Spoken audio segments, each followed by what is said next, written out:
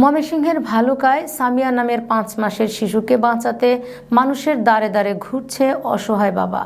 অসুস্থ সামিয়া উপজেলা ধিতপুর ইউনিয়নের ধুলিয়া ব্যাপারীপাড়া এলাকার মোহাম্মদ হৃদয়ের কন্যা।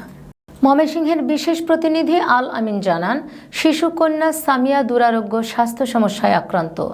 স্থানীয় জেলা সদর হাসপাতালে প্রাথমিক চিকিৎসা নিয়ে জীবন কাটছে সামিয়ার।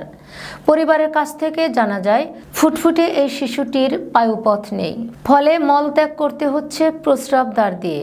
চিকিৎসকের ভাষ্যমতে সামিয়ার বয়স 6 মাস পূর্ণ হলে বিশেষ জটিল অপারেশনের মাধ্যমে এই রোগের সমাধান করা যেতে পারে।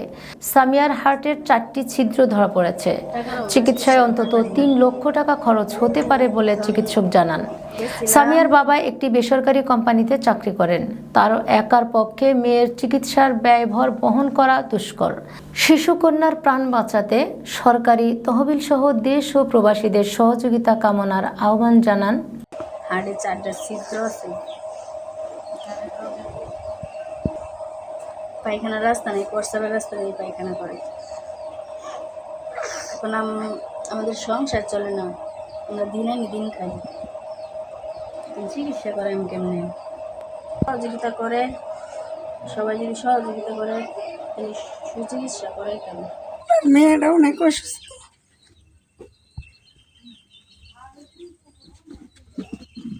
তার মেয়েটা অনেক অসুস্থ। হাড়ের ছিদ্র বলে 4টি ধরা পড়ছে।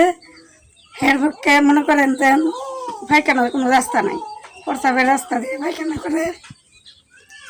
একটা শিশু বাচ্চার দিকে তাকাইয়া আপনারা যে যা পারেন সবাই সহযোগিতা করেন। আমার নাম হৃদয়।